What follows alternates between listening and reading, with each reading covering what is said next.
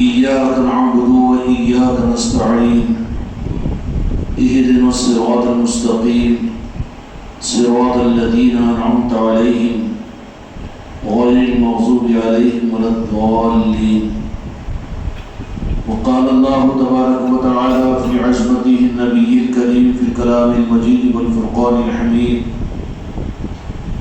في شأن حبيبه إن الله وملائكته يصلون على النبي يا أيها الذين آمنوا صلوا عليه وسلموا تسليما اللهم صل على محمد وعلى آل محمد وبارك وسلم صلاة وسلام عليك يا رسول الله الصلاة والسلام عليك يا حبيب الله. معزز حاضرین اکرام و حاضرات، اللہ رب العالمین کا اس بات پر شکر ادا کیجیے کہ اللہ تبارک و تعالیٰ نے مجھ کو اور آپ کو اپنی زندگیوں کے اندر میں وہ نعمت غیر مترقبہ عطا فرمائی. ایک تو ہے اللہ تبارک و تعالیٰ کی طرف سے اپنے بندوں کے لیے دین کا دیا جانا، کہ اللہ تبارک و تعالیٰ نے دین عطا فرمایا ہے نبیوں کے ذریعے سے، اور سب سے آخر میں میرے اور آپ کے آقا حضرت محمد مصطفیٰ صلی اللہ علیہ وسلم کے ذات بابرکت کی طرف سے انسانیت کو دین عطا کیا گیا. اور اس دین کے بارے میں اللہ تبارک و تعالیٰ نے قرآن مجید کے اندر میں ارشاد فرمایا ان الدین عند اللہ الاسلام، کہ ہم دینوں میں دین اسلام سے راضی اور خوش ہیں. اللہ کے پاس میں سے پسندیدہ دین دین محمدی اور دین مصطفیٰ ہے، اور وہ دین مصطفیٰ اللہ کی بارگاہ میں قابل قبول ہو تو اس کے لیے سند دینے والی ذات کہ دین خدا بندی ہی ہے، وہ دین جس کو تم دین سمجھ رہے ہیں، تمہیں آقا کی ذات کے دست مبارک اور آپ کے ذریعے سے انسانیت کو دیا گیا. تو یہ نہیں کہ دین تھا اور دین پر زندگی گزارنے والے بے نیاز ہو کر اپنے دین پر مطمئن ہو جائیں، بلکہ اللہ تبارک و تعالیٰ نے قرآن مجید کے اندر میں اصول اور قانون کو بیان فرما دیا کہ دین کے ہونے کے باوجود بھی میری رضا اور میری طرف سے سند کس کو ہوگی. تو اس کے لیے اللہ تبارک و تعالیٰ نے قرآن مجید کے اندر میں فرما دیا کہ وہ دین پر چلنے والے جو میرے مصطفیٰ اور میرے محبوب کی بارگاہ میں قابل قبول ہو جائے، ان کے لیے میری بارگاہ کی کامیابی کی سند ہے رضی اللہ عنہ و رضوا عنہ، کہ یہ صحابہ کی خاصیت اور خصوصیت ہے کہ اللہ نے اس دین پر چلنے کے بعد اپنے محبوب کی محبت اور فرفتگی پر اور میرے آقا کی خوشنودی پر اللہ نے اپنے دین پر چلنے والوں کو دین پر چل کر رضا کی سند عطا فرمائی. سوال یہ پیدا ہوتا ہے کہ میرے آقا کی خوشنودی پر اور میرے آقا کے راضی ہونے پر خدا نے راضی ہونے کا یہ پروانہ صحابہ اکرام رضوان اللہ تعالی علیہم اجمعین کو عطا فرمایا. اب صحابہ کو ضرورت پڑی میرے آقا کی تصدیق کی اور میرے آقا کی خوشنودی کی کہ میرے آقا اور میرے مصطفیٰ جب خوش ہے تو میں تم سے راضی ہوں، تمہارے دین سے راضی ہوں. والذین اتبعوا بالاحسان رضی اللہ عنہ ورضوا عنہ، کہ میں تم سے راضی ہوں اس لیے کہ میرے مصطفیٰ تو جو تم کو دین دینے والے تھے اس دین پر دینے کے ساتھ میں صرف یہ نہیں کہ میرے آقا سے امت کو بے نیاز کر دیا ہو، بلکہ اللہ تبارک و تعالیٰ نے قانون بنایا کہ دین کو دینے کے بعد میں جن کے ہاتھوں سے دین ملا ان کی خوشنودی بھی ضروری ہے. دین تو میرے مصطفیٰ سے لے لیا، لیکن ذات مصطفیٰ کی جن کو خوشنودی نہ ملی ہو وہ دین پر چلنے کے باوجود اللہ کی رضا کو پا نہیں سکے، بلکہ منافق بن گئے. دین تو لیا تھا انہوں نے، لیکن دین جن کے ذریعے سے ملا ان کی رضا ان کو نہیں تھی، اور ان کی رضا کے نہ ہونے کی وجہ یہ کہ وہ منکر مصطفیٰ نہیں تھے، بلکہ ان کی رضا کے نہ ملنے کی بات یہ تھی کہ صرف مانتے تو تھے لیکن تعظیم اور عظمت اور محبت ان کے اندر میں کم تھی۔ تو پتہ یہ چلا کہ خدا کی رضا کے لیے یہ بات ہمارے ذہنوں کے ہر رخ کے اوپر بیٹھی ہوئی ہے کہ دین پر چلیں گے تو اللہ راضی ہو جائے گا، لیکن یہ رخ ہماری نظروں سے اور عام طور پر امت سے دور ہو چکا ہے کہ اللہ کے دین پر اللہ راضی نہیں ہوتا، بلکہ اللہ کا قانون یہ ہے کہ جن کے ذریعے سے تمہیں دین ملا، ملنے والے جن کے دستے مبارک سے جن کی ذات سے دین ملے، ان کی تعظیم بھی، ان کی محبت بھی، ان کی عصمت بھی تمہارے لیے ضروری ہے۔ ورنہ دین تو لے لیا تھا، قرآن تو لے لیا تھا، نماز تو لے لی تھی، احکامات تو لے لیے تھے منافقین نے بھی، لیکن اس کے باوجود مردود کیوں رہے؟ اللہ ان سے راضی کیوں نہیں رہا؟ اگر یہی معاملہ ہو کہ دین پر چلنے سے اللہ راضی ہو جاتا ہو تو کیا منافق دین پر نہیں چلے تھے؟ گستاخ اور بے ادب دین پر نہیں چلے تھے؟ دین پر چلے تھے، لیکن کیا وجہ تھی؟ وجہ یہ تھی کہ اللہ کا قانون یہ ہے کہ جن کے ذریعے سے ہم نے دین دیا، اس دین کے ساتھ میں دینے والوں کی محبت بھی ہو، ان کی عظمت بھی ہو اور ان کی تعظیم بھی ہو۔ محبت، عظمت اور تعظیم اللہ کی نہیں کی جائے گی۔ اللہ نہیں چاہتا کہ یہ چیز میرے لیے، بلکہ اللہ تعالیٰ یہ کہتا ہے کہ جن کے ذریعے سے میں نے تمہیں دین عطا فرمایا، محبت بھی کرو تو میرے محبوب کے ساتھ جن کے ذریعے سے میں نے دین دیا، تعزر ہو تعقر ہو کہ تعظیم اور توقیر بھی کرو تو میرے محبوب کی، اس لیے کہ میں نے تم کو دین نہیں دیا بلکہ میرے محبوب کو میں نے دین دیا، اس لیے تم ان کی تعظیم کرو، توقیر کرو۔ اور یحب اللہ یحب الرسول کہ محبت بھی کس سے کرو؟ محبت بھی ضروری ہے ان کے لیے کہ جن کے ذریعے سے تم کو دین ملا، محبت کے لیے بھی میرے مصطفیٰ کی ذات تمہارے لیے مرکز ہے۔ اور جنہوں نے دین کو لیا اعلیٰ درجے کے درجے میں، قرآن کو لیا اعلیٰ درجے میں، احکامات اور شریعت کو لیا اعلیٰ درجے میں، لیکن چوک ہو گئی ان سے کہ دین اللہ سے مل گیا، واسطے کو یاد نہیں رکھا، دین اللہ کا اور اللہ تبارک و تعالیٰ کے ہاتھ میں کامیابی اور ناکامی، صرف وہ معاملہ اللہ کا ہے۔ وہ تو قرآن دے کر نعوذ باللہ اس دنیا سے چلے گئے، اللہ نے ہم کو قرآن دیا، دین دیا، اب دین پر چل کر اللہ کو ہم راضی کر لیں گے، منہ کی کھا جائیں گے۔ زمانے مصطفیٰ کے اندر بھی انہوں نے منہ کی کھائی جو اس فلسفے پر اپنے آپ کو چلایا۔ دین لیا تھا، شریعت لی تھی، قرآن لیا تھا، سب کچھ ان کے پاس میں تھا۔ مسجد نبوی کی دو جہاں کے والی کے پیچھے نمازیں ان کی تھی، امام انہوں نے مانا تھا، سنت و شریعت میں آقا کی انہوں نے لی تھی، لیکن بے نیازی ذریعہ سے ان کے اندر میں آ گئی کہ اللہ نے دین پہنچایا تھا تو پہنچا کر نعوذ باللہ بازو ہٹ گئے۔ اللہ تبارک و تعالیٰ نے وہاں پر یہ بات، یہ قانون لگا دیا کہ میں ہی چاہتا ہوں کہ دین میرا ہے، ان الدین عند اللہ الاسلام، لیکن قانون میرا یہ ہے کہ تم کو دین جن کے ذریعے سے دیا مانو تو میرا دین، لیکن میں نے تم کو نہیں دیا، قرآن میں نے تم پر نہیں نازل کیا، اے مکے اور مدینے والوں تم کو میں نے قرآن نہیں دیا، بلکہ جو کچھ دیا ہوں میں نے اپنے حبیب کے ذریعے سے تمہیں دیا ہوں۔ اس لیے تمہارے لیے شرط میری رضا کی، میری رضا، چونکہ اس زمانے کے اندر میں مکہ مکرمہ کے اندر میں مخاطب قوم اول جو تھی وہ اکثر یہودی تھے جو انبیاء اکرام علیہ السلام کی اولاد تھی، عیسائی تھے جو عیسیٰ علیہ السلام کے ماننے والے تھے، راہب، اور اکثر وہ لوگ تھے جو پچھلے ادیان پر اللہ کو ماننے والے تھے۔ تو اللہ تبارک و تعالیٰ نے تو دین ان کو اپنے حبیب کے ذریعے سے دے دیا، دینے کے بعد میں پھر فرما دیا کہ کہیں ایسا نہیں ہونا کہ تم بھی یہودیوں کی طرح سے نہیں ہو جانا اور تم بھی عیسائی اور مجوسیوں کی طرح سے نہیں ہو جانا۔ ان کی گمراہیت کی وجہ صرف یہ ہے کہ انہوں نے اپنے نبیوں سے دین لیا، لیکن حکم نہیں تھا قوم بنی اسرائیل کو کہ موسیٰ علیہ السلام کے ساتھ وہ محبت کرے، لیکن اپنے حبیب کے سامنے ہم نے جو دین عطا فرمایا، اب اپنی رضا کے لیے ہم نے شرط لگا دی کہ ہم نے تم کو راست دین نہیں دیا، دین ہمارا ہے لیکن دلوایا ہے تم کو اپنے حبیب سے،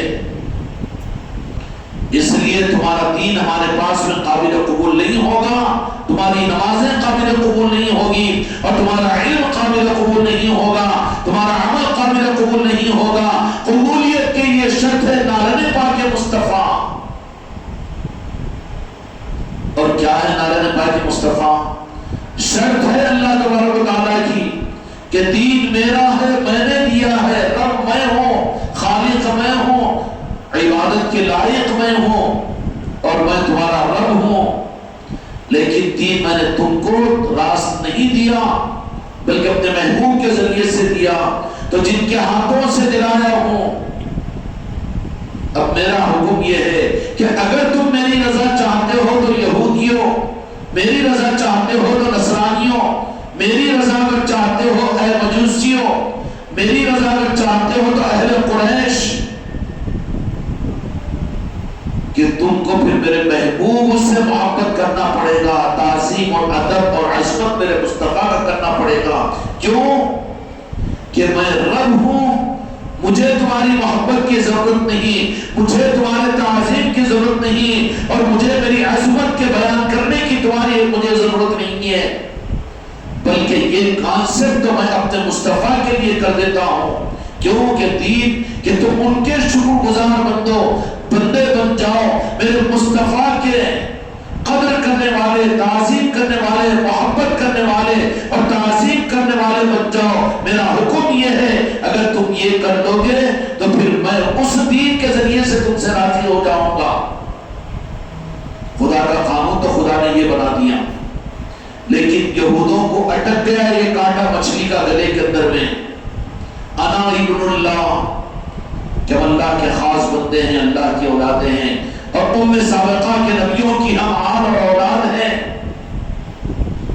تو اللہ تبارک و تعالیٰ نے کہا کہ قانون بدل گیا ہے، قانون یہی ہے کہ دین میرا مانو، رب اور خالق مجھے مانو، عبادت کے لائق میں ہوں، لیکن تعظیم اور عظمت اور محبت تو تمہیں میرے حکم کو سمجھ کر میرے مصطفیٰ سے کرنا پڑے گا۔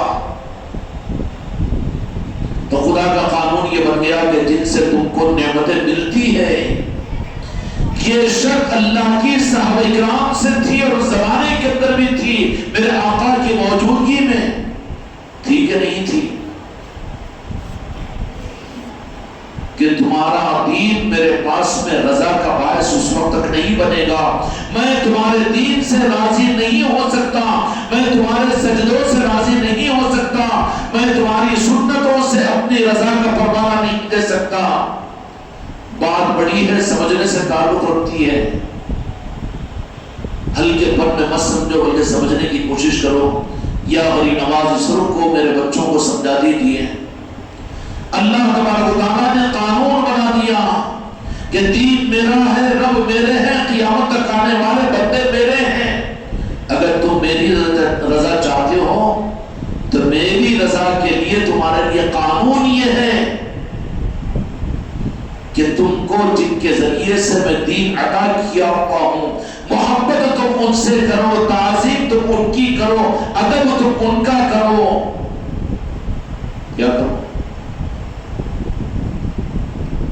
دنیا کے اعتبار سے بھی یہ تصور کر لیجیے، دنیاوی اعتبار سے بھی، کہ ایک فوج کا شعبہ ہوتا ہے، ملک کی اور ملک کے عوام کی حفاظت کرتی ہے، حکومت ان کو طے کرتی ہے، تو وہ کرے گی خدمت عوام کی۔ کیا کرے گی؟ عوام کی۔ اور پھر عوام کو یہ کہا جائے گا کہ ان کی وردی کی اور ان کی ذاتوں کی قدر تمہیں کرنا پڑے گا، اور کوئی اس وردی والے فوجی کی ناقدری کرے اور کہے کہ ہم کو تو ملک کے صدر سے مطلب ہے، تو کیا ہوگا؟ وہ مجرم قرار دیا جائے گا۔ وردی کے اوپر اگرچہ کہ ہوم گارڈ کیوں نہ ہو، لیکن حکومت کا مطالبہ یہ ہوگا کہ وہ ہمارا ہوم گارڈ ہے، تو تم کو اس کے ہوم گارڈ کے اس لباس اور وردی کی وجہ سے اس کا تم کو کوئی اگر ہٹلر کا دماغ بدعقیدہ اگر آ کر کہہ دے مطلب ہم کو اللہ سے، اللہ کو راضی ہم کریں گے، تو پھر اللہ راضی ہوگا اس سے؟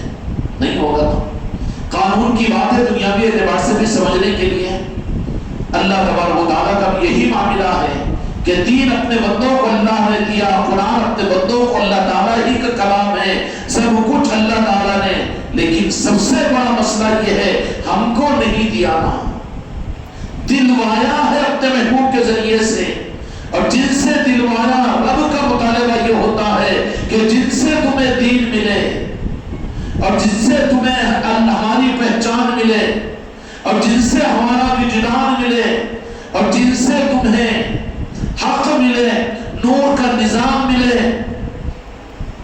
اللہ ہی یہ چاہتا ہے کہ میری رضا چاہتے ہو تو تم ان کے بھی محبت کرو، ان کی تعظیم کرو، ان کا ادب کرو۔ یہ بات کل کے درجے میں میرے آقا کی ذات کے بارے میں ہے۔ خدا کی قسم رب کسی سے راضی ہو ہی نہیں سکتا جب تک کہ نارائن پاک مصطفیٰ کی نسبت نہ ہو، چاہے نبیوں کی اولاد ہو۔ تو 15ویں صدی کے مولویوں کی اولاد کا کیا بھروسہ، ولیوں کی اولاد بھی کیوں نہ ہو، لیکن واسطہ نارائن پاک مصطفیٰ کا نہیں ہوگا تو خدا کی قسم خدا کی رضا نہیں ملے گی۔ تو جب ولیوں کی اولادوں کو نجات نہیں مل سکتی، خدا کی رضا کا پروانہ خدا نہیں دیتا، تو پھر مولویوں کی اولادوں کو نہیں، پیر کی اولادوں کو نہیں۔ قانون خدا کا یہی ہے کہ خدا تک پہنچنے، خدا کی رضا کی سند لینے کے لیے نالے پاک مصطفیٰ پر خدا اپنی رضا دیتا ہے، اور اسی کے ساتھ میں قانون آگے بڑھا دیا کہ جن کے ذریعے سے میرا دین تم کو ملے، جن کے ذریعے سے شریعت تمہیں ملے، اور جن کے ذریعے سے حق تمہیں ملے، اور جن کے ذریعے سے تمہیں میرے محبوب کی محبت ملے، چاہیے کہ تم انہی سے محبت کرو، ان سے ان کی تعظیم کرو اور ان کا ادب کرو۔ میرے آقا آخری مرکز ہے رب سے پہلے کا، رب کی رضا کے لیے اس سے پہلے کا مرکز نارائن پاک مصطفیٰ ہے۔ سمجھ میں آئی بات؟ آقا کی نارائن پاک کو چھوڑ کر دو جہاں کے مالک کے یہ چکر غلط ہے کہ توحید کی چکر میں رسالت کی بے ادبی، خدا کی قسم کافر سے کفر سے بڑا کفر ہے، شرک سے بڑا شرک ہے۔ خدا کے پاس میں چلتا ہی نہیں ہے یہ، خدا راضی صرف انہی سے ہوگا جن سے مصطفیٰ راضی ہے، اور یہی قانون قیامت تک، چونکہ ظاہری طور پر میرے آقا اس دنیا کے اندر میں ہر انسان کے سامنے نہیں رہیں گے، اس کے لیے قانون میرے آقا نے قیامت تک آنے والی امت کو یہ دے دیا کہ جن کے ذریعے سے میرا دین تم تک پہنچے گا، اور جن کے ذریعے سے حق تم تک پہنچے گا، اور جن کے ذریعے سے نور تم تک پہنچے گا اور وجدان تم تک پہنچے گا، تم کو ان سے بھی محبت کرنی پڑے گی، ان کی بھی تعظیم کرنی پڑے گی اور ان کی بھی عظمت کرنی پڑے گی۔ کوئی اگر یہ کہہ دے کہ ہم دو جہاں کے مالک کی تعظیم اور عظمت محبت تو کرتے ہیں، صحابہ کی تو کرتے ہیں، مولا علی کی اور پنجتن پاک کی تو کرتے ہیں، لیکن غوث و خواجہ کی کیوں؟ تو سوال یہ ہے کہ تم کو کلمہ یا تم کو حق کیا ان لوگوں نے عطا کیا کہ تم نے راز میرے مصطفیٰ سے لیا؟ نہیں، ہندوستان کے سرزمین کے اوپر وہ چراغ چشتیہ ہے جو سلطان الہند کی صورت میں 800-900 برس پہلے تو جہاں کے مالک میرے آقا مدینے والوں نے اپنی روشنی اپنے نور کو عطا فرمانے کے بعد میں یہ نور محمدی کا چراغ اجمیر کی سرزمین پر میرے مصطفیٰ نے بھیجا اور کہا کتنے کمالات، کتنے اعزازات اور کتنے آئے ہائے کوئی تذکرہ نہیں۔ زندگیاں ختم ہو جائے گی، دنیا ختم ہو جائے گی، لیکن خدا کی قسم خالق قائدان سلطان الہند کی عظمتوں کے اظہار کا رخ ختم نہیں ہوگا۔ کیا کچھ عطا نہیں فرمایا؟ اب ہندوستان کے مسلمان بھی اگر حماقت میں اپنے دامن کو بچانے کے لیے منافقوں اور بدعقیدوں کے راستوں پر چلنے کے لیے گنجائش نکال لیں، ہم تو قرآن کو مانتے ہیں، کلمہ مصطفیٰ کو مانتے ہیں، ہم درود پاک پڑھتے ہیں، سلام پڑھتے ہیں، ہم مولا علی اور پنجتن پاک کو مانتے ہیں، لیکن یہ غریب نواز کو کیوں ماننا؟ تو پھر وہاں پر قانون میں چوک ہو گئی، پکڑا جائے گا، پکڑا جائے گا۔ کیوں؟ کہ خدا کے قانون پر چلے تو خدا راضی ہوگا۔ خدا کا قانون یہ ہے کہ جن کے ذریعے سے تمہیں حق ملا، اس لیے قرآن مجید میں اللہ تبارک و تعالیٰ نے فرمایا کہ جو ماں باپ تمہارے پیدا ہونے کا ذریعہ بنے، اس سے بڑی کوئی دلیل ہو سکتی ہے اولیاء کی تعظیم اور عظمت اور محبت کی کہ قرآن مجید میں اللہ تعالیٰ نے قرآن مجید میں فرما دیا کہ تم اپنے ماں باپ کو ولا تنہر، جھڑکو مت، اف بھی نہ کہو ان کے سامنے، اور کہا کہ اپنے بوڑھے ماں باپ کے سامنے اپنے کاندھوں کو جھکا کر کھڑے رہو۔ جن کو میرے خواجہ جی سلطان الہند کے نام سے محبت نہیں، توبہ کرے، ان کا ایمان کامل نہیں ہے۔ جن کو میرے غریب نواز کی تعظیم کی توفیق نہیں، اور جن کو ان کی محبت اور نسبت نہیں، وہ اپنے ایمان میں کامل نہیں ہے۔ توبہ کر اپنے رخ کو پلٹیں۔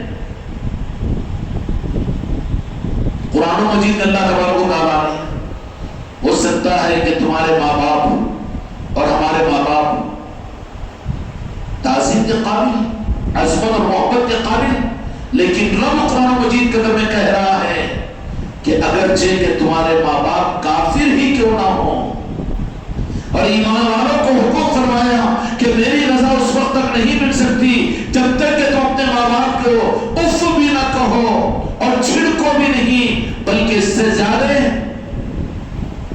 محبت بھی بتا دی، تعظیم بھی بتا دی، ادب بھی بتا دیا۔ ادب کیا ہے؟ کہ کبھی ماں باپ کے سامنے کاندھا سینہ تان کر کہ 56 انچ کی میری بھی باڈی اور سینہ نہیں، بلکہ تو کچھ بھی ہو لیکن ماں باپ کے سامنے اپنے کاندھوں کو جھکائے ہوئے رکھ۔ کیا مطلب یہ کہ ادب و باادب بن جا؟ نہیں، اللہ میں ماں باپ کا ادب نہیں کرتا، میں تو تیرا ادب کرنے والا ہوں، تیری عبادت کرنے والا ہوں، تیرا سجدہ کرنے والا ہوں۔ اے متکبر، ہٹ میرے پاس سے، کہ جن کے ذریعے سے میں ملا ہوں، جن کے ذریعے سے تمہیں کلمہ ملا ہے، اور جن کے ذریعے سے تمہیں میرے مصطفیٰ ملے ہیں، جن کے ذریعے سے مولا علی اور پنجتن پاک ملے ہیں، ان کا تقاضا یہ ہے کہ تو اپنی زندگی میں ایک مرتبہ ان کی چوکھٹ پہ جا کر ماتھے کو ٹیک کر اس بات کا اقرار کر اور اس بات کا ثابت کر کہ میں متکبر نہیں ہوں، بلکہ میں تو ان سے محبت اور تعظیم اور ادب کرنے والا ہوں۔ یہ حکم قرآن پاک کا ہے۔ ماں باپ کے لیے ہے تو نعوذ باللہ ریاض باللہ، مجھے میرے غریب نواز معاف کیجیے، لیکن کیا ماں باپ کے لیے قرآن پاک میں اللہ نے یہ حکم دیا کہ محبت کرو، تعظیم کرو، ادب کرو، جھڑکو مت، ان کا حق ادا کرو اگرچہ کہ وہ کافر ہے، اور اپنے کاندھوں کو جھکائے ہوئے رکھو، ان کے سامنے کبھی ترو نہیں۔ کاندھوں کو جھکائے رکھنے کا مطلب کیا ہے؟ یہی تو ہے نا تعظیم کے اندر ان کی چوکھٹ پر جھکنا، ان کے قدموں پر پڑ جانا، یہی تو تعظیم۔ ورنہ کاندھوں کو جھکائے رکھنے کا مطلب کوئی کاندھے ٹائٹ رکھ کے قدم بوسی کر سکتا جی؟ اور جی وہ سلاخوں پہ چکن کے وہ ڈیڈ باڈیاں رہتے ہوں گے اکڑے ہوئے۔ تعظیم کے لیے قدم بوسی کے لیے ضروری ہوگا کہ اس کو کاندھے پہلے جھکانے پڑیں گے، بعد میں ماتھا ٹکے گا نا۔ اللہ نے ان بدعقیدیوں کا انتظام فرمایا کہ جو اللہ کو لے کر، قرآن کو لے کر، اور جو میرے آقا کے دین اور شریعت اور سنت کو لے کر یہ کہے ہم کو ضرورت نہیں ہے کہ جن کے ذریعے سے ہم کو دین ملا ان کی تعظیم کی ہمیں کیا ضرورت، اور ان کے محبت کے اظہار کی ہمیں کیا ضرورت، اور ان کے سامنے ہمیں جھکنے کی کیا ضرورت۔ تو سن، قرآن پاک یہ کہتا ہے کہ اللہ تبارک و تعالیٰ نے تو کہہ دیا آخری درجے کے بدعقیدوں کو سمجھانے کے لیے۔ اب یہ بات بتاؤ میرے دوستو، قسم کھا کر کہو، تم میں سے کوئی ایسا بدعقیدہ تو نہیں ہوگا جو یہ کہے نعوذ باللہ علیاذ باللہ راجن شاہ ولی سے بہتر میرے ماں باپ تھے، نعوذ باللہ، خدا نہ کرے۔ ہوگا کوئی ایک بدعقیدہ؟ نہیں بول سکتا، نہیں بول سکتا، بلکہ کیا کہے گا؟ شرمندہ ہو جاؤں گا، پھر میں کافر ہو جاؤں گا؟ راجن شاہ ولی سے افضل میرے ماں باپ کو اگر کہوں تو ہوگا کہ نہیں ہوگا؟ نہیں۔ تو جب ماں باپ سے افضل عام اولیاء کو اگر نہیں سمجھ سکتا ہے، اور اللہ تبارک و تعالیٰ نے ماں باپ کے لیے بات فرما دی کہ اگرچہ کہ وہ کافر ہے تو ان کا حق دے، اور ان کو چھڑکا مت، اور ان کے سامنے ادب کر کے اپنے کاندھوں کو جھکائے دے رکھ۔ اس لیے کہا کہ ماں کے قدموں کے نیچے جنت ہے، اپنی جنت کو بوسہ دیا کر، گٹھوں کو چما کر ماں باپ کے ادب سکھایا نا۔ پھر یہ تعلیمات بدعقیدوں کی نہیں، اولیاء کے پاس میں چھک جانا شرک ہو جاتا ہے، سجدہ ہوتا ہے۔ کم بخت کے بچے، تو اتنا بڑا جاہل ہے کہ قدم بوسی کو، سجدے کو، فرق کو نہیں سمجھتا ہے۔ سمجھ کر اگر کیابلی کرتا ہے تو فرادی ہے امت کے لیے ایمان کا۔ سجدہ الگ ہے، قدم بوسی الگ ہے۔ قدم بوسی جائز ہے اور سجدہ حرام ہے کسی کا۔ رب کی رحمت اور نبیوں کا سجدہ جائز نہیں ہے، کیا جائز نہیں ہے نا؟ لیکن قدم بوسی کو اگر کوئی کہہ دے، میں کہہ دوں یہاں پر بیٹھ کر پیاز حرام ہے، اٹھ کے چل جائیں گے کہ کیا ہے، جاری رہے گا؟ نہیں، مگر سنتے ہیں نا جمعہ میں بیان چاہے بڑے ذوق و شوق سے۔ یہی تو چکر ہے، پیاز حرام ہے کہہ رہا ہے، اب دو چار کھڑے ہو گئے کہ پیاز حرام کیوں؟ تو نہیں غلطی ہوگی، پیاز حرام ہے۔ کیوں مسجدوں میں غریب نواز کے تذکرے کیوں نہیں ہو رہے ہیں؟ تم ان کے پیچھے نماز پڑھتے ہو تو کیوں نہیں پوچھتے کہ تمہارے باپ دادا کو کلمہ کس نے پڑھایا؟ کیوں ان کا تذکرہ نہیں کرتے؟ کیوں تمہاری مسجدوں کے اندر غریب نواز کے تذکرے نہیں؟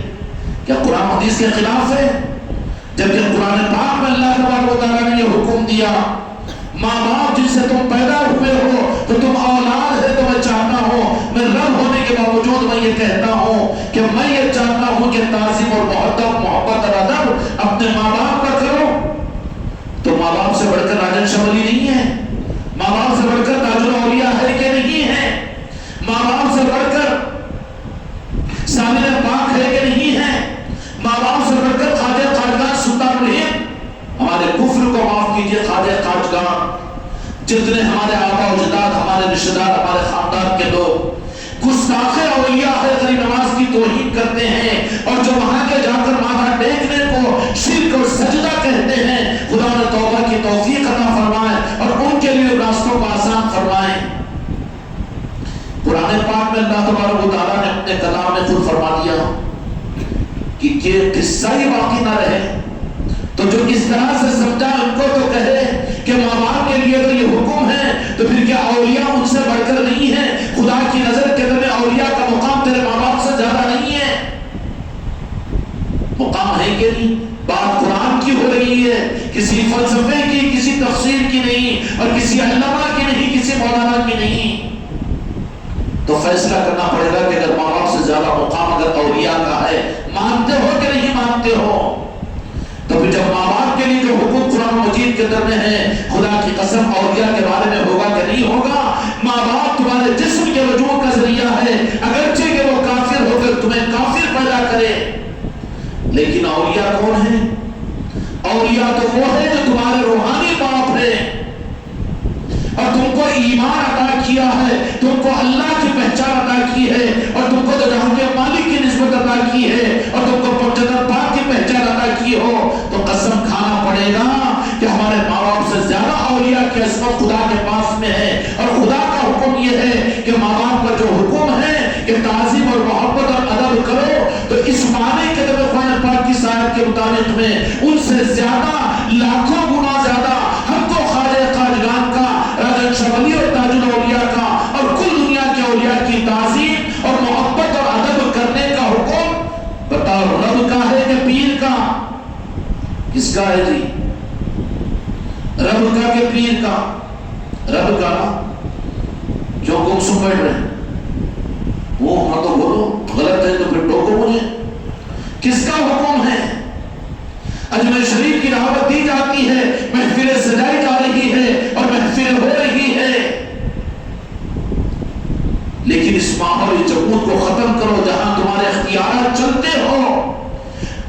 اختیارات مسجدوں میں نہ چلتے ہو، مدرسوں میں نہ چلتے ہو، خانقاہوں میں اگر نہ چلتے ہو، تم اپنے گھروں کے دروازے کھولو اور وہاں پر اس بات کا ثبوت دو کہ اپنے ماں باپ سے زیادہ خواجہ جی سے محبت کرتے ہیں، اپنے ماں باپ سے زیادہ راجن شاہ ولی سے محبت کرتے ہیں۔ کیوں کہ ماں باپ کی محبت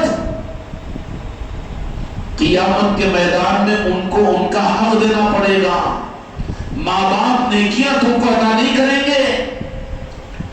حدیث ہے مشکاہ شریف کی کہ ایک اولاد اپنے ماں باپ کے پاس ایک نیکی کے لیے دھکے کھائے گا، نہ بھائی دے گا، نہ بہن، نہ بھاوج، نہ پھوپھو، نہ خالہ، نہ آنٹی، نہ انکل، نہ سنکل، بلکہ پیدا کی ہوئی ماں اور باپ بھی ماں کہے گی کہ آج تو انکمنگ ہے، پتہ نہیں میرا کیا ہوگا، آؤٹ گوئنگ ایک نیکی میں تم کو نہیں دے سکتا۔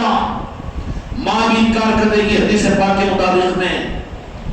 ماں باپ جو تم کو پیدا کیے ہوئے ہیں قیامت کے میدان میں تم سے لینے کی امید تو کریں گے، لیکن کوئی دے گا نہیں میرے آقا کے ارشاد کے مطابق قیامت میں۔ لیکن اولیاء کون ہیں، راجن شاہ ولی کون ہیں، تاج الاولیاء کون ہیں، صابر پاک کون ہیں، اور میرے آقا جی سلطان الہند سرکار غریب نواز کی ذات کون ہے کہ قیامت میں لینے والی نہیں ہے بلکہ قیامت میں خدا کی قسم تم کو دینے والے ہیں۔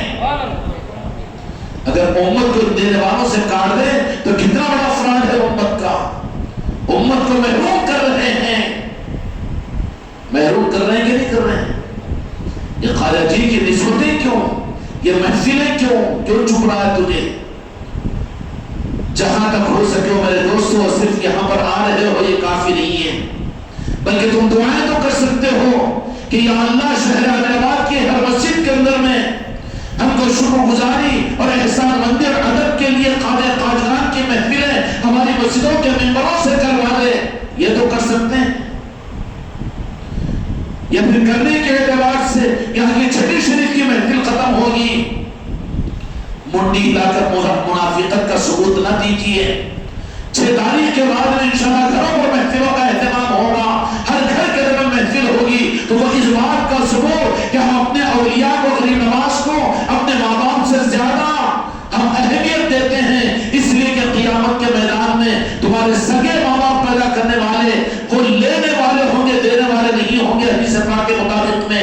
لیکن دو جہاں کے مالک میرے آقا نے فرما دیا کہ قیامت کے میدان میں بھی اولیاء لینے والے نہ دنیا میں تھے نہ قیامت کے میدان میں لینے والے ہوں گے، بلکہ وہ تو تم کو دینے والے ہوں گے، شفاعت دینے والے ہوں گے، نسبتوں کے دینے والے ہوں گے، اور ان کو اپنے دامن میں چھپا کر جنت میں لے جانے والے ہوں گے۔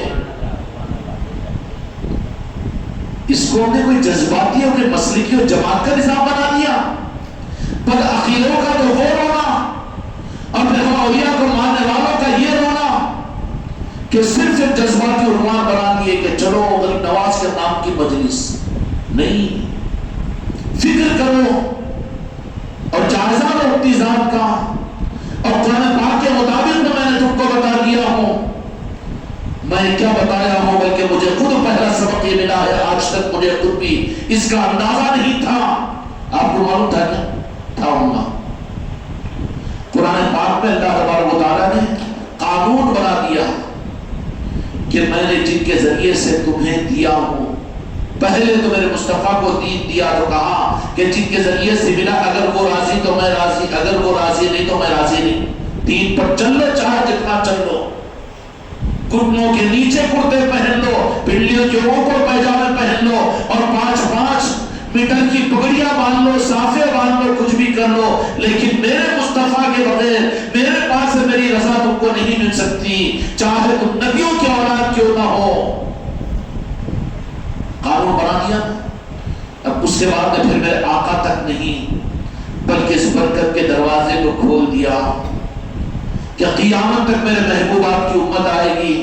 ان امتیوں کے لیے پھر آپ کا قانون کیا ہے کہ وہ یہ کہنا شروع کر دے ہم کو اللہ رسول سے مطلب ہے، تو اللہ نہ مطلب ہی ہے، خدا کی قسم میرے مصطفیٰ کا تو معاملہ ہی الگ ہے، خدا کو مطلب ہے کیا کچھ؟ پھر خدا نے کیا قانون بنا دیا؟ یہی قانون ہے کہ قیامت کے آخر میں بھی جس سے تم کو دین ملے گا، اور جس سے میرا کلمہ ملے گا، اور جس سے میری شریعت ملے گی، اور جس سے میری پہچان ملے گی، تمہارے لیے چاہے پیر کی صورت صورت میں کیوں نہ ہو تو پیران پیر کا کیا مقام، غریب نواز کا کیا مقام اور اولیاء کاملین کا کیا مقام. اللہ کی منشا یہ ہے کہ جن سے تمہیں میرا دین مل جائے تمہارے اوپر فرض کیا میں نے کہ ان سے محبت کرو، ان سے تعظیم کرو اور ان کے سامنے عقیدت کے ساتھ میں رہو. سمجھ میں آ گئی بات؟ قانون خداوندی ہے یہ، اس کے بغیر خدا کی رضا نہیں. اب جتنا زمانہ دور ہوتا چلا جائے گا، صحابہ کا زمانہ تو یہ تھا کہ وہاں پر صرف امتحان کا ایک دروازہ، ایک بریکر تھا، وہ میرے آقا کے نعرے پاک کا. اس ایک بریکر کو نظر انداز کیا تو پھر مجاہدوں، قربانی اور دین پر چلنے کے ساتھ میں خدا نے اپنی رضا نہیں دیا بلکہ ان کو منافق بنا دیا. اب اس کے بعد بریکر آگے بڑھتے چلے جائیں گے. بریکر اب جو میرے مصطفیٰ کو ماننا پڑے گا ان کو، پنجتر پاک مولا علی کو، اور جو مولا علی اور پنجتر پاک کو مان لے تقاضا کیا جائے گا کہ ان سے ماننا پڑے گا اور سرکار جنید بغدادی رضی اللہ تعالیٰ عنہ اور پھر وہ تمام ائمہ طریقت کو، اور اس کے بعد میں درجہ بدرجہ زمانے کے اعتبار سے اولیاء کرام کو ماننا پڑے گا. کہ یہاں سے لے کر اپنے پیر سے لے کر نارن پاک مصطفیٰ تک جو کچھ بھی ہو سب کو مانے گا اور سب سے محبت کرے گا، سب کی تعظیم کرے گا اور سب کے سامنے اپنے کاندھوں کو جھکائے گا، اپنے ماتھے کو ٹیک کرے، کبر کا نہیں بلکہ تعظیم کا ثبوت دے گا اور ادب کا ثبوت دے گا کہ ہم سینہ پھلانے والے نہیں ہیں بلکہ ہم تو اپنے کاندھوں کو جھکا کر، یا اللہ تیرا حکم تھا کاندھوں کو جھکاؤ تو ہم نے تو جھکا کر غریب نواز کی چوکھٹ کے اوپر اپنے ماتھے کو ٹیکا ہے. کہ وہ سجدہ کی شیطان کو سجدہ محسوس ہوگا وہ؟ اچھا جتنے کر آئے ہوں خواجہ جی کی چوکھٹ کے اوپر، کیا رب سمجھ کر تم نے سجدہ کیا، عبادت کا سجدہ کیا؟ نصیب ہوا ہوگا 10-20 لوگوں کو، سبھی کو نصیب ہوا. اب کہ تو میرے خواجہ جی کا کرم یہ ہوا کہ پورا قافلہ تھا تو بڑے اطمینان کے ساتھ میں ہر ایک کو خواجہ جی کی چوکھٹ پر اپنے ماتھے کے ٹیکنے کا موقع ملا.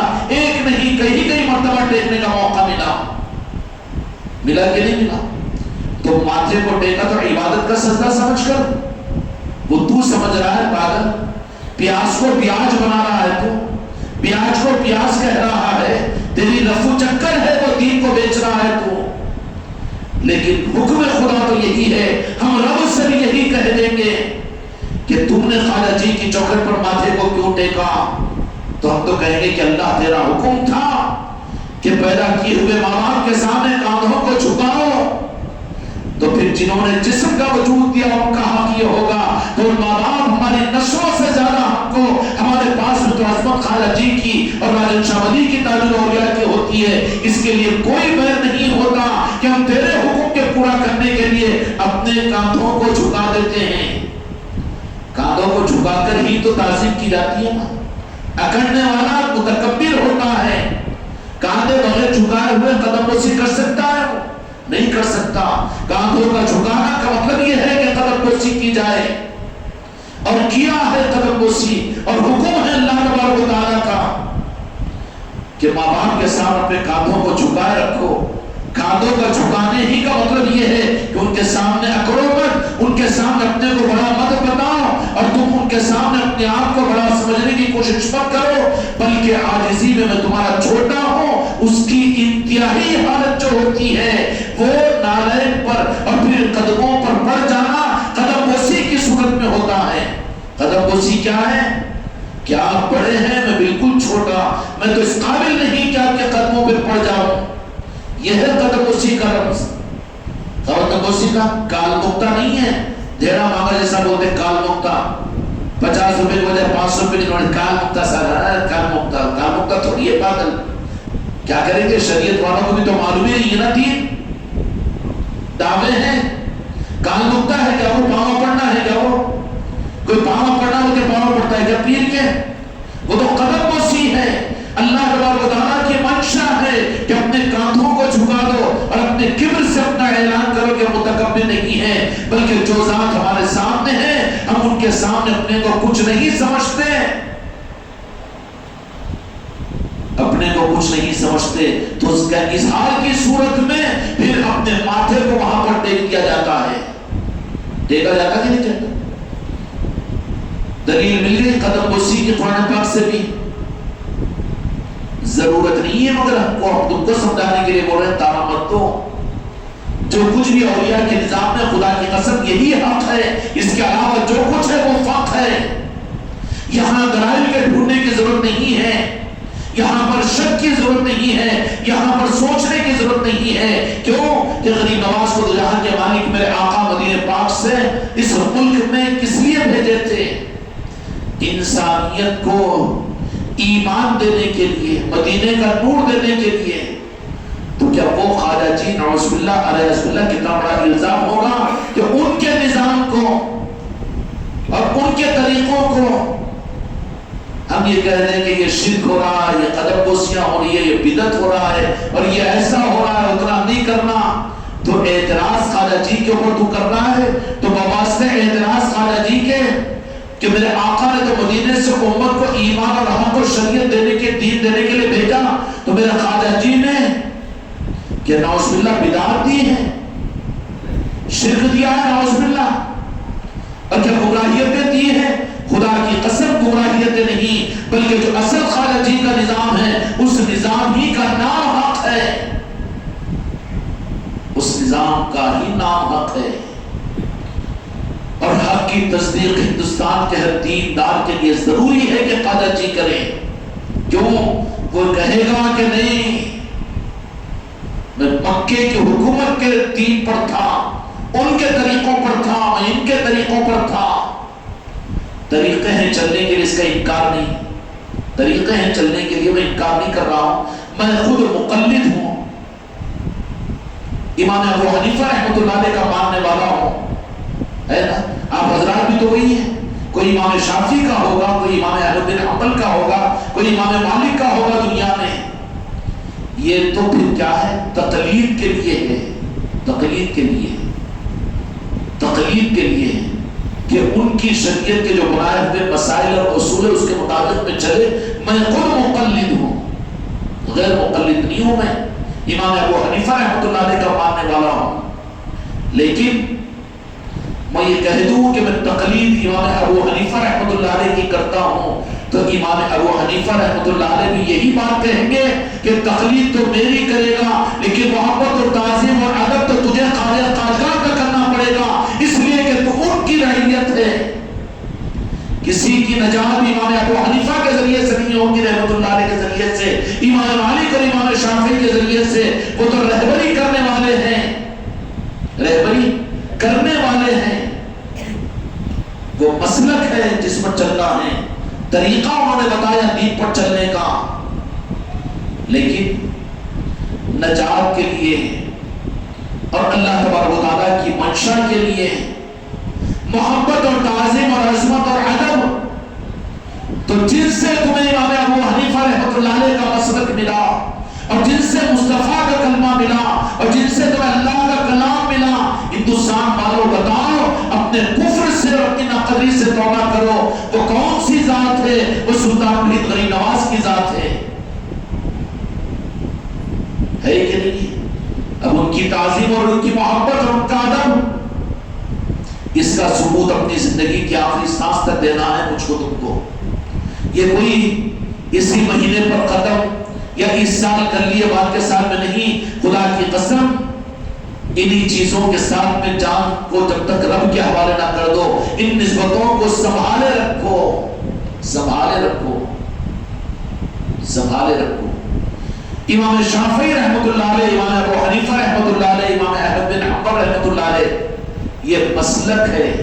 امت کو دین کی وہ شریعت کے آسان چیزیں بنا کر ایک طریقہ دے دیا، راستے بنا دیے. کیا بنا دیے؟ راستے بنا دیے. اس کو مسلک کہہ سکتے ہیں، اس کو طریقے کہہ سکتے ہیں. لیکن یہ چاروں ائمہ کے طریقے مسلک کے ہیں، مگر سلسلے نہیں ہیں. سلسلے نہیں ہیں. سلسلے تو صرف اہل علی اور اولاد علی کے ہیں، اور سلسلہ جو ہوتا ہے مسلک درمیان میں پیدا ہوئے ہیں. امام ابو حنیفہ رحمۃ اللہ علیہ کا حق مسلک، اس کا انکار نہیں، لیکن بعد میں امام مالک بعد میں، امام شافعی بعد میں، تابعین ہے، تبع تابعین ہے، ائمہ اربعہ، مقلد ہے، اس کا انکار نہیں کر رہے، لیکن سلسلے نہیں ہے۔ وہ سلسلہ جو رہتا ہے وہ شروع سے سلسبیل سلسلہ ہوتا ہے، اور وہ نارین پاک مصطفیٰ سے سلسلہ مسلک نہیں تھا، سلسلہ تھا۔ سلسلہ مولا علی کے ذریعے سے، اور مولا علی کے ذریعے سے امام حسین علیہ السلام، امام حسن علیہ السلام، اور ان کے ذریعے سے ائمہ طریقت، اور ان کے سلسلوں سے غوث و خواجہ۔ یہ سلاسل ہیں، یہ کیا ہے؟ سلاسل ہے، اور سلاسل کے لیے اس کی نسبت وہاں سے ہونا ضروری ہے۔ کہاں سے؟ نارین پاک مصطفیٰ سے۔ وہاں پر مسلکوں کے لیے ان کی نسبت تو علم کی بنیاد پر احادیث سے ہوگی، احادیث سے ہوگی۔ ائمہ مجتہدین کے پاس میں ذرا تھوڑا سا گہری بات ہو جا رہی ہے، سمجھ میں تو آ رہی ہے؟ جتنے مسلک ہے حنفی، مالکی، شافعی، ان کی بنیاد احادیث سے ہے، وہ سلسلے نہیں ہیں۔ اس کا تو رنگ اتنا چڑھا ہوا ہے کہ ہر ایک اپنے آپ کو شافعی کہے اور ہر ایک اپنے آپ کو مالکی کہے، کہنا چاہیے حق ہے، اس لیے کہ ان کے مسئلے پر تو چل رہا ہے، گڑبڑ ہو جائے گی، پہچان مشکل ہو جائے گی۔ لیکن سلسلے وہ نہیں ہیں۔ سلسلے جو ہے وہ تو صرف طریقت کے سلسلے ہیں، اور یہ سلسلے چلے ہیں نارین پاک مصطفیٰ اور مولا علی کے ذریعے سے، اور قیامت تک چلے گا، سلسلے چلیں گے۔ کیا چلیں گے؟ چاہے وہ کسی مسئلہ کا کیوں نہ ہو اور کسی عقیدے پر کیوں چلنے والا نہ ہو، لیکن وہ سلسلہ سمجھ کر نہیں چلے گا۔ سلسلہ تو جو ہے سلسلے کو کہتے ہیں جو طریقت کے سلسلے ہیں مولا علی کے ذریعے سے، اور پھر آگے چلتے چلتے غوث و خواجہ کی صورت میں۔ اب یہ ہے کہ غوث و خواجہ، خواجہ غریب نواز کے سلسلے پر چلنے والوں کو ہم اپنے آپ کو چشتی کہتے ہیں، کہتے ہیں نا؟ چشتی کیوں کہتے ہیں؟ سلسلے کا مطلب یہ نہیں کہ چشتیہ سلسلہ غریب نواز نے خوش روح کیا ہے، بلکہ اس سلسلے کو آگے بڑھانے کے لیے غریب نواز نے، مولا علی نے جب ان کو قبول کیا ہے تو پھر وہ ایسے سقیر ہوتے ہیں کہ سلسلے کو جن کے ذریعے سے ترویج کروایا تھا انہی کو آگے فرما دیا اور کہہ دیا کہ چشتیہ سلسلہ۔ پھر آگے بڑھے، سامر پاک کی ذات ہے، کون ہے؟ سلطان وحید غریب نواز کے خلیفہ بابا قطب الدین بختیار کاکی، بابا قطب الدین بختیار کاکی رحمۃ اللہ علیہ کے خلیفہ بابا فرید الدین گنج شکر، اور بابا فرید الدین گنج شکر رحمۃ اللہ علیہ کے خلیفہ سامر پاک ہے کہ اگر کوئی یہ کہے کہ سامری سلسلہ کیوں کہتے ہیں کہ یہ تو ہے تو چشتی، اور کوئی کہے کہ چشتی کیوں کہتے ہیں یہ تو ہے ہی پنجتن پاک کا، اور کوئی یہ کہے کہ وہ بھی کیوں کہتے ہیں، تو اس کے بجائے ہم یہ کہیں گے کہ یہ تو ہے نارین پاک مصطفیٰ کا، ہم یہ درمیان کے لوگوں کو نہیں مانتے، اور ان کو ماننا ہمارے کبر اور انانیت کے خلاف ہے، ہم اس کو برداشت نہیں کرتے، بلکہ ہم چشتی ہوتے ہوئے بھی ہم خواجہ قاجگان کا نام نہیں لیں گے، بلکہ یہ سمجھیں گے کہ تو سب کا سور، سب کا سور یہ مدینہ پاک کی خیرات ہے۔ تو پھر وہ مدینے والے بھی یہ کہیں گے کہ تم کو تو میں نے نہیں دیا تھا، میں نے تم کو جو دیا ہے معین الدین کے ذریعے سے دیا ہے، میں چاہتا ہوں کہ تم اپنے آپ کو چشتی کہو۔ سمجھ میں آ رہی بات؟ یہ سلسلے ہے، سلسلوں میں اگر کسی سلسلے کو زیادہ آگے بڑھانے کا موقع ہوتا ہو تو وہاں پر اپنے سلسلے کو روک کر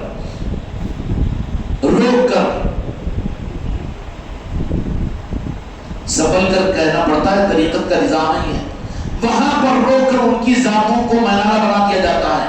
سلسلے اس طرح سے منسوخ کر دیے جاتے ہیں۔ چشتی سلسلہ خدا کی قسم اصل میں تو نارین پاکی کا ہے، چشتی سلسلہ خدا کی قسم پنجتن پاکی کا ہے، اگر وہ نہیں تو اس کا کوئی شمار بھی تو نہیں چاہیں گے نا بزرگاں، ہے تو وہی، لیکن جن کے ہاتھوں پر ہوتا ہے ان کی ہی مرضی ہوتی ہے کہ وہ سلسلوں کے اندر میں ان کو آگے کر دیتے ہیں۔ ایسے سلسلے بنتے وجود میں آ جاتے ہیں، رفائی ہو، سہبردی ہو، نقشبندی ہو، کچھ بھی ہو، سارے سلسلے تو جا کر ملیں گے مولا علی کی بارگاہ چوکھٹ تک، قرن پاک تک۔ یہ سلسلے ہیں، لیکن جن کے لیے ان کی مرضی ہو جاتی ہے ان کے نام کو ملا دیا جاتا ہے. یہ کون ہے؟ رفیع ہے.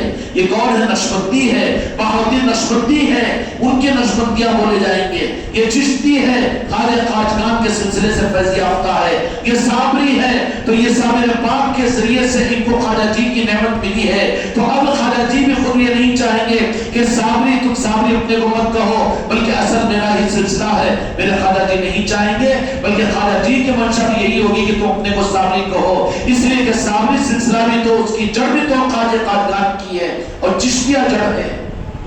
جڑ کی وہ شاخ ہو تو بعض اوقات شاخ کو ابھار دیا جاتا ہے. تو ایسے ہی قیامت تک سلسلے بنتے چلے جائیں گے. اس کو فرقہ نہیں کہہ سکتے سلسلے کو. فرقہ کا مطلب یہ ہے کہ تفریقہ، جس کا مصدر ہے تفریقہ کا مطلب یہ ہے کہ وہ کٹی ہوئی چیز ہے. سلسلہ کبھی کٹتا نہیں ہے، وہ تو آگے ہی آگے بڑھتا چلا جاتا ہے. یہ الگ بات ہے کہ پہچان کے لیے اگر درمیان میں کوئی قبولیت والا اگر آ جائے تو پھر اس کے نام کو اجاگر کر دیا جاتا ہے اور اس کے نام سے وہ سلسلہ چلتا ہے، لیکن اصل تو رہتا ہے وہ سلسلہ. اور جو اصل سے کٹ جائے تو وہ سلسلہ باقی نہیں رہتا، اور وہ سلسلہ آگے چل بھی نہیں سکتا. طریقت کی نگاہ میں سلاسل کے اندر میں سب سے پہلے اس کو غسل کا درجہ ہے کبر کا ختم کروانا. تکبر نہیں چلتا، کبر نہیں چلتا. یہی کبر و تکبر علم ہونے کے باوجود، عمل اور 60 کروڑ برس کی عبادت ہونے کے باوجود، وہی تکبر تو راندے درگاہ کر دیا، راندے بارگاہ. اور آج بھی ہو رہے ہیں. امت کے لیے یہی فتنہ ہے کہ اپنے کو بہتر سمجھنا اور ذرے برابر کا تکبر. اب پورے ہندوستان کے سارے مسلمانوں کو جتنی ٹوپیاں، جتنے صافے، جتنے لباس، جتنے دین کے نظام، جتنے مدرسے، جتنی مسجدیں، جتنے امام، جتنے مؤذن، ان سب کو جو کچھ بھی ملا ہے سلطان الہند کے ذریعے سے ملا ہے نا. اس لیے جان اجمیر کا ٹکٹ بنا بنا کر بھیجے قافلے کے قافلے وہاں جانے میں جہاں پر قافلے جا رہے جماعتیں جا رہی ہے. کوئی وہاں پر بخشش کی امید کا اعلان حدیث و قرآن میں نہیں ہے، لیکن قانون کے مطابق میں رب اپنے اولیاء کی بارگاہ میں جانے والوں کو محروم نہیں کرے گا. خدا کی قسم میرے اولیاء لینے والے نہیں دینے والے ہیں تجھے. اور کتنی بڑی بدنصیبی ہم اولیاء سے کٹ جانا اور ان سے اولیاء سے امت کو کاٹ دینا. جو دینے والے ہیں ان سے کاٹ دیا. اچھا پھر اولیاء لینے والے نہیں دینے والے. دینے والے تو لینے والے اگر ہوتے تو پھر خواجہ بھی صرف کروڑ پتیوں کو مسلمانوں کو بلانا تھا نا. وہاں خالی کروڑ پتی جاتے، مسلمان ہی جاتے. وہ دینے والے ہیں تو جو ان کے در پر آ جائے غریب نواز تو ہر ایک کو نوازتے ہیں. وہ یہ نہیں دیکھتے کہ کس مذہب کا ہے، امیر ہے کہ غریب ہے، فقیر ہے کہ عورت ہے کہ مرد ہے، ہجڑا بھی اگر ہے تو اس کو بھی نوازتے ہیں. چٹی شریف کو بہترین چادر ہجڑوں کی چڑھتی ہے. مسلمانوں تمہیں شرم آنا چاہیے کہ تم کو توفیق نہیں ہوتی غریب نواز کی چوکھٹ کی چادر کی. امت کو اگر لینے والوں کو رستے پہ لگا دیے، ہر ایک لے رہا ہے نا جی، دین کے راستے سے، نیبو پانی کے راستے سے، عملیات کے راستے سے، ہتھیلی میں جنت بنا کر لو لو لو. یہ لینے والے خود بھکاری ہے بیچارے، دینے والے میرے غوث و خواجہ کی ذات ہے، اولیاء کی ذات ہے. وہاں جاؤ ان کے آستانوں پر ہدیہ نذرانے پیش کرو پھولوں کی صورت میں اور اپنے ماتھے کو ٹیک کر ان کی چوکھٹوں پر یا رجن شاہ ولی میں حالات کا مالا آپ کی چوکھٹ پر آیا ہوں، مجھے محروم نہ کیجیے. خدا کی قسم وہ نظام بنائیں گے. غریب نواز اولیاء، کل اولیاء وہ لینے والے نہیں ہوتے بلکہ دینے والے ہوتے ہیں. جو اولیاء کو بھی لینے والا سمجھانے کی کوشش کرے وہ اولیاء والا نہیں ہے، وہ سلسلے والا نہیں ہے، وہ فرقے والا ہے. اس لیے میرے بچوں کٹ جاؤ لینے والوں سے، جڑ جاؤ دینے والوں سے. اپنی سانسوں میں غریب نواز کا نام رکھو، اپنی امید اور اپنی تمناؤں میں غریب نواز کو یاد کیا کرو. خوش ہو جاؤ اے خانقاہ محمدی والو کہ تمہیں عید چشتیہ مبارک ہو کہ اب کل کے نہیں پرسوں کے دن یہاں پر جب آئیں گے عید چشتیہ منانے کے لیے آئیں گے، جشن منانے کے لیے آئیں گے، ان کی چوکھٹ کے بھکاری بن کر آئیں گے. وہ ان سے وہ مانگیں گے جو اپنی نسلوں کے لیے بھی اگر وہ پورا نہ پورے گا اور نہ وہ ختم ہوگا بلکہ اتنا وہ نوازیں گے. اس لیے میرے دوستوں، میرے بھائیوں، اولیاء کا ادب، یہ تو سمجھ میں آ گیا۔ اپنے ماتھے کو ٹیکو، بنداز ان سے وہ خدا کے محبوب، خدا ان کا، خدائی ان کی، تم کو حق ہے کہ ان سے مانگو کہ ہم تمہارے در پر ہے، تم ان کو ادا کیجئے۔ وہاں یہ بھی نہیں بولا اللہ سے دلاتے ہیں، راجن شاہ ولی اللہ سے لے کے دلاؤ، گھور کے دیکھتے پھر بڑے میاں میرے پاس ایک ہے نا، پھر اللہ سے دلاؤ تو جانا جامع مسجد کو، جانا وہی مولانا کے پاس میں، پھر میرے پاس میں کیوں آیا؟ ہاں کام نکالنے کے واسطے آیا نہیں۔ جس کا جیسا عقیدہ ہوتا ہے ویسا انظام وہاں پر کھلتا ہے، اس کو تو رکھ دیتے ہیں، اچھا اللہ سے دلا تو ابھی اللہ کی طرح وہی کیا کرو بولتے ہو، راجن شاہ ولی تو بھی تو غریب نواز میں تمہارا دو نہیں تو پھر یہیں مر جاؤں گا، تو دیکھو برابر دیتے ہیں، وہ دیتے ہیں اور وہ دیتے ہیں، اور اللہ نے ان کو مالک بنایا ہے، دیتے ہیں۔ کن سے لیتے ہیں؟ انہی سے لیتے ہیں۔ جہاں حق ہو وہاں ظاہر کر کے رہو، کیوں کہ اللہ ناراض نہیں ہوتا۔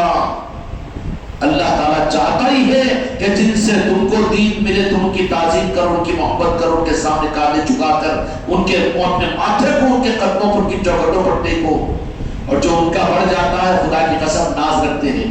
جو ان کے پاس میں جاؤ تو عقیدہ مضبوط رکھ کر جاؤ، اگر مضبوط رکھ کر جاؤ تو جیسا عقیدہ ہوگا ویسا معاملہ ہوگا تمہارے ساتھ میں۔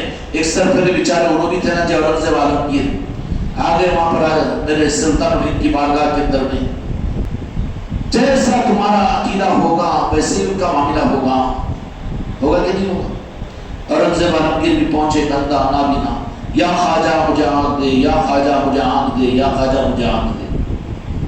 تو اورنگزیب عالمگیر بیچارے آدھے اولیاء کی محبت والے، آدھے شریعت والے تھے نا جی، یہ کچے پکے ان کی کشتی تھی بیچ میں ڈوبتی بیچاروں کی، رہے ادھر کا نہیں تو ادھر کا، شریعت نہیں ہے بیچاروں کو اللہ میں نجات کر دے گا، جنت میں بھیج دے گا، پر اٹک جائے گی نا جنت اس کی وہاں پر، آدھا ادھر کا آدھا ادھر کا کر رہا تو اورنگزیب عالمگیر رحمۃ اللہ علیہ نے نابینا کو دیکھے ہیں، خواجہ آنکھ دے، خواجہ آنکھ دے، خواجہ آنکھ دے۔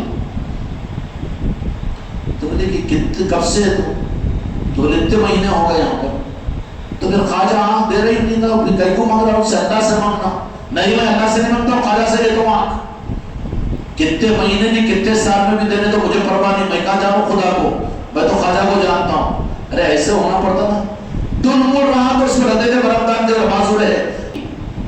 تو اورنگزیب عالمگیر رحمۃ اللہ علیہ نے فرمایا کتنے مہینوں سے تو خواجہ سے مانگ رہا ہے، اللہ سے نہیں، اللہ کو نہیں مانگتا، مجھے تو خواجہ ہی دیتے ہیں، انہوں دیے تو لیتا ہوں، نہیں تو پھر ایسی پڑ جاؤں گا اندھا، مگر لوں گا تو خواجہ سے لوں گا، ہاں اللہ سے نہیں مانگتا تو اچھا تو خواجہ پر تجھے ناز ہے نا، میں جا کے آ رہا ہوں بولے اندر آستانے میں سے، تو جا کے آ رہا ہوں بولے آنے تک خواجہ سے آنکھ لے لینا تو، نہیں تو تیرے کو قتل کر دیتا ہوں۔ اب کیا کریں گا؟ اب قتل کر دیتا ہوں۔ اورنگزیب عالمگیر ان کی تلواروں سے بہت مسلمان کٹے تھے، ابھی نہیں جاتے ہیں، اب ایسا بولے تو وہ اندھا پوچھا وہ کون ہے؟ ارے اورنگزیب عالمگیر بادشاہ ہے۔ کیسا؟ پھر کیا بولا؟ دیکھو اللہ سے مانگو بول کے ادھر نہیں پلٹ گیا، اللہ دیتے آنکھ بھول کے، خواجہ مر جاؤں گا میں تمہیں سے مانگوں گا، مر جاؤں گا میں تمہیں سے آنکھ لوں گا۔ وہ کہنا تھا کہ غریب نواز نے آنکھیں عطا کر دی، غریب نواز نے آنکھیں عطا کی۔ اورنگزیب عالمگیر کیا آتے اس تک، انہیں کو وہاں پہنچ گیا، اورنگزیب تمہیں سے نا، دیکھو خواجہ میرے کو آنکھیں دیے، ایسی ہمت ہونا نا جی، کم از کم وہ اندھے فقیر کے جیسی تو ڈلمل کرتا ہے بیٹا بدعقیدوں کے سامنے، نہیں اللہ دیتا ہے، ہم بھی نہیں بولتے، اولیاء دیتے ہیں، اور گیا بیٹا تیرا عقیدہ ختم ہو گیا، تیری ساری کمائی پانی میں ڈال دیا تو، وہاں تو ظاہر کر۔ وہ دیکھنا چاہتے ہیں کہ ہم نے جو کچھ اس کو عطا کیا ہے اس پر کتنا شکر ادا کرتا ہے، اللہ بھی خوش ہوتا ہے۔